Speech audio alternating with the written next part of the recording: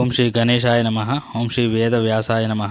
మనము మహాభారతాన్ని అధ్యయనం చేస్తున్నాము. అందులో ఆది పర్వంలో ఈరోజు జనమేజయుని తమ్ములకు శాపము, గురుసేవ మహిమ, ధ్యాన మంత్రము. ఓం నారాయణం నమస్కృత్య నరం చైవ నరోత్తమం దేవీం సరస్వతీం వ్యాసం తతో జయము ధీరయేత్. నారాయణ స్వరూపుడైన శ్రీకృష్ణునికి, నరోత్తముడైన అర్జునునికి, వారి లీలను ప్రకటించే సరస్వతీదేవికి, దానిని రచించిన వ్యాసునికి నమస్కరించి ఆసుర భావాలను తొలగించి అంతఃకరణ శుద్ధి కలిగించాలని ఈ మహాభారత దేవతను మనము వేడుకుంటున్నాము. జనమేజయుని తమ్ములకు శాపము, గురుసేవ మహిమ. ఉగ్రశ వసుడు చెప్తున్నాడు, మహర్షులారా, పరీక్షిత్తు కొడుకైన జనమేజయుడు తన తమ్ముళ్ళు శృతసేనుడు, ఉగ్రసేనుడు, భీమసేనుడు అనే వారితో కలిసి కురుక్షేత్రంలో దీర్ఘ సత్రయాగం చేస్తున్నాడు. అప్పుడు అక్కడికి ఒక కుక్క వచ్చింది. దానిని జనమేజయుని తమ్ముళ్ళు కొట్టి తరిమేశారు. అది ఏడుస్తూ తల్లి దగ్గరకు వచ్చింది. తల్లి దాని ఏడుపుకు కారణం అడిగింది. జనమేజయుని తమ్ముళ్ళు నన్ను కొట్టారని చెప్తుంది. తల్లి, నువ్వక్కడ ఏదో అపరాధం చేసి ఉంటావు అంటుంది అమ్మ. అప్పుడు కుక్క అంటుంది, అమ్మ, నేను అవిశ్యం వైపు చూడనూ లేదు, నాకనూ లేదు, నేనేమి అపరాధం చేయలేదు అని కుక్క అంటుంది. ఇది విన్న తల్లికి చాలా దుఃఖం కలుగుతుంది. అది జనమేజయుని యజ్ఞశాలకు వచ్చి కోపంతో, అమ్మ, నా కొడుకు మీ అవిశ్యం వైపు కనీసం చూడలేదు, నాకలేదు, ఏ అపరాధము చేయలేదు, అయినా మీరు ఎందుకు కొట్టారు అని అడుగుతుంది. జనమేజయుడు, అతని తమ్ముళ్ళు ఏమీ సమాధానం చెప్పలేదు. ఆ ఆడు కుక్క, మీరు ఏ అపరాధము చేయని నా కొడుకును కొట్టారు కనుక మీకు తెలియకుండానే మీకు గొప్ప అశుభం కలుగుతుంది అంటుంది. దేవతల కుక్క అయిన సరమ శాపం విన్న జనమేజయునికి మహా దుఃఖం కలిగి మనస కలత చెందుతుంది. యజ్ఞం పరిసమాప్తం అయ్యాక హస్తినాపురానికి వచ్చి ఆ శాపం వలన కలిగే అరిష్టాన్ని తప్పించగలిగే పురోహితుడి కోసం అన్వేషించసాగాడు. ఒకసారి అతడు వేట కోసం వెళ్ళి అక్కడ ఒక ఆశ్రమం చూస్తాడు. శృతశ్రవుడు అనే ఋషి అక్కడ నివసిస్తున్నాడు. అతని కొడుకు పేరు సోమశ్రవుడు. సోమశ్రవుని తనకు పురోహితునిగా చేసుకోవాలనే కోరికతో జనమేజయుడు శృతశవునికి నమస్కరించి తన కోరికను తెలిపాడు. ఋషి అంగీకరించి, నా ఈ కొడుకు గొప్ప తపశ్శాలి, స్వాధ్యాయ సంపన్నుడు, మీ అరిష్టాలన్నీ పోగొట్టగలడు. కానీ ఇతనికి ఒక నియమం ఉంది. ఏ బ్రాహ్మణుడైనా ఏ వస్తువు అడిగినా అది తప్పక ఇచ్చి వేస్తాడు. అది నీవు చేయగలిగితే ఇతనిని తీసుకువెళ్ళు అంటాడు. జనమేజయుడు అంగీకరించి అతనిని హస్తినాపురానికి తీసుకుని వెళ్తాడు. తన తమ్ములను పిలిచి, ఇతనిని నేను పురోహితుడిగా తీసుకువచ్చాను, మీరు ఏమీ ఆలోచించక ఇతని ఆజ్ఞలను పాటించండి అంటాడు. వారు అందుకు అంగీకరిస్తారు. ఆ రోజుల్లో ఆ దేశంలో అయోధ దౌమ్యుడనే ఒక ఋషి నివసిస్తూ ఉండేవాడు. అతనికి ఆరుని, ఉపమన్యుడు, వేదుడు అనే ముగ్గురు ప్రధాన శిష్యులు ఉండేవారు. ఆరుని పాంచాల దేశీయుడు. గురువు అతడిని ఒకసారి పొలానికి కంతమూయమని పంపించాడు. అతడక్కడికి వెళ్ళి ఎంతో ప్రయత్నం చేశాడు, కానీ లాభం లేకపోయింది. చివరికి అతనికి ఒక ఉపాయం స్ఫురించింది. ఆ స్థానంలో తాను అడ్డంగా పడుకున్నాడు. దానితో నీటి ప్రవాహం ఆగింది. కొంతసేపు గడిచాక ఆయోధ దౌమ్యుడు శిష్యులను పిలిచి ఆరుని ఏమయ్యాడని ప్రశ్నిస్తాడు. వారంటారు, మీరే కదా పొలానికి కంతమూయమని పంపారు. అప్పుడు గురువు వారితో, నడవండి, వాడెక్కడికి వెళ్ళాడో చూద్దామని పొలం దగ్గరికి వెళ్ళి, ఆరుని ఎక్కడున్నావురా నాయనా అని ఎలుగెత్తి పిలుస్తాడు. ఆచార్యుని మాటను గుర్తించి ఆరుని వెంటనే లేచి అతని దగ్గరికి వచ్చాడు. అయ్యా, మీరు చెప్పినట్లుగా పొలానికి కంత మోయలేకపోయాను, నీళ్లు ప్రవహించిపోతూనే ఉన్నాయి, అందుకని నేనే అడ్డంగా పడుకున్నాను. ఇప్పుడు మీ పిలుపు విని తిన్నగా మీ వద్దకు వచ్చాను. మీ పాదాలకు నమస్కారము, మీకు ఏమి సేవ చేయమంటారు అని వినయంగా అన్నాడు. అప్పుడు గురువుగారు, నాయన, నీవు ఇప్పుడు పొలం గట్టును ఉద్ధరించుకొని పెకలించి వచ్చావు కనుక ఉద్దాలకుడనే పేరును పొందుతావు అని కృపాదృష్టితో చూస్తూ, నీవు నా ఆజ్ఞను పాటించావు కనుక నీకు మరిన్ని శుభాలు కలుగుతాయి. సమస్త వేదాలు ధర్మశాస్త్రము అన్నీ నీకు తెలియగలవు అని ఆశీర్వదించాడు. గురువు వలన వరం పొందిన ఆరుని యథేచ్ఛగా వెళ్ళిపోయాడు. ఆయోధ దౌమ్యుడు తన రెండవ శిష్యుడైన ఉపమన్యుణ్ణి పిలిచి వత్స, గోవులను రక్షిస్తూ ఉండే అని చెప్పాడు. ఉపమన్యుడు రోజంతా గోవులను మేపి సాయంకాలం ఆశ్రమానికి వచ్చి గురువుకి నమస్కరించాడు. గురువు అతనిని చూచి, నాయనా, నీవు చాలా లావుగా దృఢంగా కనిపిస్తున్నావు.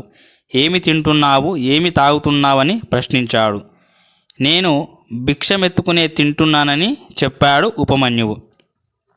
నీవు నాకు నివేదించకుండా భిక్ష స్వీకరించకూడదు అన్నాడు గురువు. శిష్యుడు ఆ మాటను పాటించి భిక్షను అడిగి తెచ్చి గురువుగారికి సమర్పించసాగాడు. గురువు అదంతా తన దగ్గరే ఉంచుకుంటున్నాడు. మామూలుగానే అతడు ఆవులను మేపుకొని సాయంత్రం ఆశ్రమానికి వచ్చి గురువుకి నమస్కరిస్తున్నాడు. ఒకనాడు గురువు, నాయన, నీ భిక్ష అంతా నేనే తీసేసుకుంటున్నాను, నీవు ఏమి తింటున్నావని అడుగుతాడు. అతడు, స్వామి, మొదటి భిక్ష మీకు సమర్పించి నేను మళ్ళీ భిక్షమెత్తుకొని తింటున్నాను అని చెప్తాడు. గురువు అంటాడు, అలా చేయడం శిష్యునికి మంచిది కాదు. ఎందుకంటే ఇతర భిక్షార్థుల జీవితాలకు ఆటంకం కలిగించడమే కాకుండా నీ లోపబుద్ధి కూడా వ్యక్తమవుతుంది అంటాడు. ఉపమన్యుడు గురువు మాటను పాటించి గోవులను మేపడానికి వెళ్ళిపోయాడు. సాయంకాలం యథావిధిగా తిరిగి వచ్చి గురువుకి నమస్కరించాడు. ఏమయ్యా, నీ భిక్ష అంతా నేనే తీసుకున్నాను. నీవు రెండవసారి భిక్షకు పోవడం లేదు. అయినా బలంగా చురుకుగా కనిపిస్తున్నావు. ఏమి తింటున్నావు అని గురువు మళ్ళీ అడిగాడు. ఆవు పాలు తాగి జీవిస్తున్నాను అన్నాడు శిష్యుడు. నా ఆజ్ఞ లేకుండా ఆవు పాలు త్రాగకూడదన్నాడు గురువు. శిష్యుడు ఆ గురువాజ్ఞ శిరసావహించాడు. మళ్ళీ యథాప్రకారంగా గోవులను మేపి సాయంత్రం ఆశ్రమానికి వచ్చి గురువుకు నమస్కరించాడు. నాయనా, నా మాట పాటించి భిక్షాన్నం సరే, పాలు కూడా త్రాగడం లేదు కదా, మరి ఏమి తింటున్నావు అని అడిగాడు. అప్పుడు గురువు అడుగుతాడు. అప్పుడు శిష్యుడు, లేగదూడలు తల్లి పొదుగు నుండి పాలు త్రాగేటప్పుడు పైకెగిన నురుగును త్రాగి బతుకుతున్నానని చెప్పాడు ఉపమన్యువు. వెంటనే గురువు, రామరామ, దయగల ఆ లేగలు నీ మీద జాలిపడి ఎక్కువ నురుగును చిమ్ముతున్నట్లున్నాయి. నీవు ఆ లేగల ఆహారానికి ఆటంకం కలిగిస్తున్నావు. నీవు అలా త్రాగకూడదు అన్నాడు. గురువు మాట శిరోధార్యంగా భావించాడు శిష్యుడు. తినడానికి కానీ త్రాగడానికి కానీ వేరే దారి లేక ఆకలితో నకనకలాడుతున్న అతడు ఒకరోజు జిల్లేడు ఆకులు తిన్నాడు. ఘాటుగా, కారంగా, ఉప్పగా ఉన్న ఆ ఆకులను నమిలి ఆ రసాన్ని మింగడంతో అతనికి కంటి చూపు పోయింది. గ్రుడ్డివాడై అటు ఇటు తిరుగుతూ ఒక కూపంలో పడిపోయాడు. సాయంకాలం అయ్యింది. ఉపమన్యువు ఆశ్రమానికి రాలేదు. గురువు శిష్యులను అడిగాడు. ఆవులను మేపడానికి అడవికి వెళ్ళాడని వాళ్ళు చెప్పారు. ఉపమన్యువు తిండి దొరికే దారి లేకుండా చేశాను. అతనికి కోపం వచ్చి ఉండవచ్చును. అయినా ఇంతవరకు తిరిగి రాలేదు.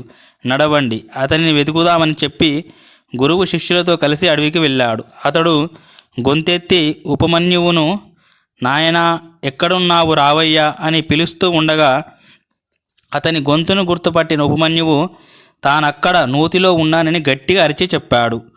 కూపంలో ఎలా పడ్డావని గురువు అడిగితే జిల్లేడు ఆకులు తిని చూపు పోగొట్టుకోవడంతో నూతిలో పడ్డానని శిష్యుడు సమాధానం చెప్తాడు.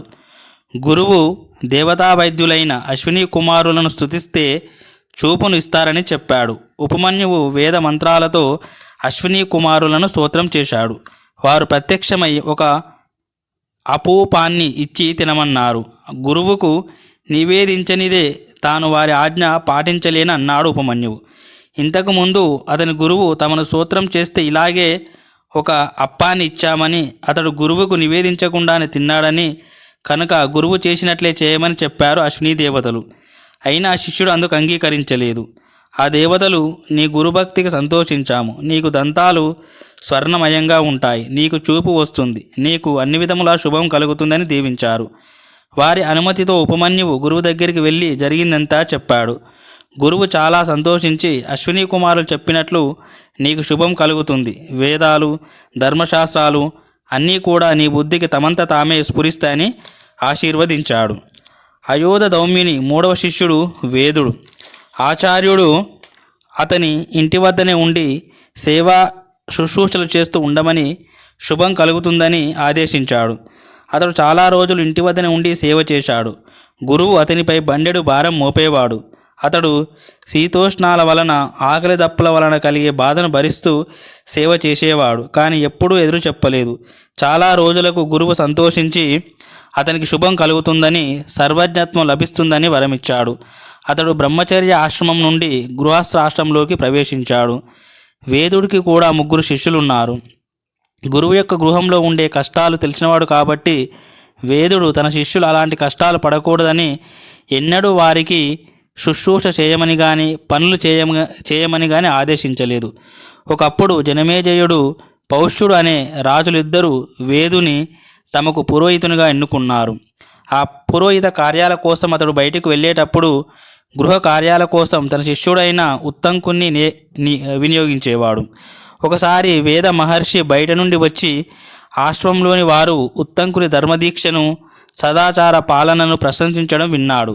అతడు ఉత్తంకుని పిలిచి, నాయన, నీ ధర్మ దీక్షకు సంతోషించాను. నీవు నాకు చాలా సేవ చేశావు. నీకు శుభమగుగాక. ఇక నీవు వెళ్ళవచ్చునని ఆజ్ఞ ఇచ్చాడు. ఉత్తంకుడు, మీకు గురుదక్షిణగా ఏమి తెచ్చి ఇవ్వమంటారు అని అడిగితే మొదట గురువు అంగీకరించలేదు, కానీ తర్వాత మీ గురుపత్ని అడుగు అన్నాడు. అతడు ఆమెను అడిగాడు. ఆమె పౌష్య మహారాజు భార్య ధరించే చెవి కుండలాలు అడిగి తెమ్మని, నేటికి 4వ రోజున వాటిని ధరించి బ్రాహ్మణులకు భోజనం వడ్డించాలి అనుకుంటున్నానని, అలా చేస్తే అతనికి శుభం కలుగుతుందని చెప్తుంది. ఉత్తంకుడు అక్కడి నుండి బయలుదేరి వెడుతూ ఉండగా దారిలో వృషభాన్ని ఎక్కి వస్తున్న ఒక దివ్య పురుషుడు కనిపించాడు. అతడు ఉత్తంకుని పిలిచి వృషభ గోమయాన్ని తినమని చెప్పాడు. ఉత్తంకుడు తినను అన్నాడు. నీ గురువు కూడా ఇంతకుముందు ఈ గోమయాన్ని తిన్నాడు. నీవు ఇంకేమీ ఆలోచించక తిను అన్నాడు ఆ పురుషుడు. ఉత్తంకుడు సరేనని ఆ ఎద్దు పంచితాన్ని తాగి గోమయాన్ని తిని వెళ్ళే తొందరలో నడుస్తూనే ఆచమనం చేసి బయలుదేరాడు. అతడు పౌష్ణుని దగ్గరికి వెళ్ళి దీవించి తాను వచ్చిన పని చెప్పగా రాజు రాణివాసానికి పంపాడు. ఉత్తంకుడికి రాణివాసంలో రాణి ఎక్కడా కనపడక తిరిగి వచ్చి ఆ విషయము రాజుకు చెప్పాడు. అయ్యా, నా భార్య పరమ పతివ్రత, ఆమె అశుచులకు కనబడదు అని రాజు అన్నాడు. ఉత్తంకుడికి వెంటనే తాను నడుస్తూ ఆచమనం చేశానని జ్ఞప్తికి వచ్చింది. అది విని, నడుస్తూ ఆచమనం చేయడం నిషిద్ధం కదా, అందుకే ఆమె అశుచివైన నీకు కనబడలేదు అన్నాడు. ఉత్తంకుడు వెంటనే కాళ్ళు, చేతులు, ముఖం, నోరు కడుక్కొని పూర్వాభిముఖుడై కూర్చుండి 3 మార్లు ఆచమించి 2 మార్లు ముఖం తుడుచుకున్నాడు. ఈసారి అంతఃపురానికి వెళ్ళగానే ఆమె కనబడింది. యోగ్యునిగా తలచి ఆమె ఉత్తంకునికి కుండలాలు ఇస్తూ, నాగరాజు తక్షకుడు ఈ కుండలాల కోసం ఆశపడుతున్నాడు. నీవు అజాగ్రత్తగా ఉంటే అతడు ఎత్తుకొని పోగలడు, జాగ్రత్త అంటూ హెచ్చరించింది. కుండలాలు తీసుకుని బయలుదేరిన ఉత్తంకునకు దారిలో ఒక నగ్న క్షపణకుడు దృశ్యాదృశ్యంగా తన్ను వెన్నంటి వస్తున్నట్లు తోచింది. ఒకచోట కుండలాలు గట్టున పెట్టి నీటి కోసం మడుగులోనికి దిగాడు. వెంటనే ఆ క్షపణకుడు కుండలాలను తీసుకుని అదృశ్యమైపోయాడు. ఉత్తంకుడు ఇంద్రుడు పంపిన వజ్రాయుధం యొక్క సహాయంతో నాగలోకం వరకు అతడిని వెంబడించాడు. ఆ క్షపణకుడే తక్షకుడు. చివరకు తక్షకుడు భయపడి ఆ కుండలాలను ఉత్తంకునకు ఇచ్చివేశాడు. ఉత్తంకుడు సరి అయిన సమయానికి వచ్చి గురుపత్నికి వారిని ఇచ్చి ఆశీర్వాదం పొందాడు. అనంతరం గురువు అనుమతి తీసుకొని అతడు హస్తినాపురానికి వచ్చాడు. అతనికి తక్షకుని మీద పట్టరాని క్రోధం కలిగింది. ప్రతీకారం తీర్చుకోవాలనుకున్నాడు. ఆ సమయానికి హస్తినాపురానికి చక్రవర్తి అయిన జనమేజయుడు తక్షశిలను జయించి తిరిగి వచ్చాడు. ఉత్తంకుడు అతనితో, రాజా, తక్షకుడు నీ తండ్రిని కాటువేశాడు, దానికి నీవు ప్రతీకారం తీర్చుకో. కాశ్యపుడు అనే బ్రాహ్మణుడు నీ తండ్రిని రక్షించడానికి వస్తూ ఉంటే తక్షకుడు అతడిని వెనక్కి తిప్పి పంపేశాడు. నీవు సర్పయాగం చేసి ఆ ఓమాగ్నిలో పాపాత్ముడైన ఆ తక్షకుడిని భస్మం చేయి. ఆ దురాత్ముడు నా పట్ల కూడా పెద్ద అపచారమే చేశాడు. నీవు సర్పయాగం చేస్తే నీ తండ్రి మృత్యువుకు ప్రతీకారం తీర్చుకున్నట్లు అవుతుంది, నాకు కూడా సంతోషం కలుగుతుంది అన్నాడు. తర్వాత వీడియోలో నాగుల పుట్టుక. ఓం శాంతి శాంతి శాంతి. హరి ఓం తత్సత్. శ్రీరామ కృష్ణార్పణమస్తు.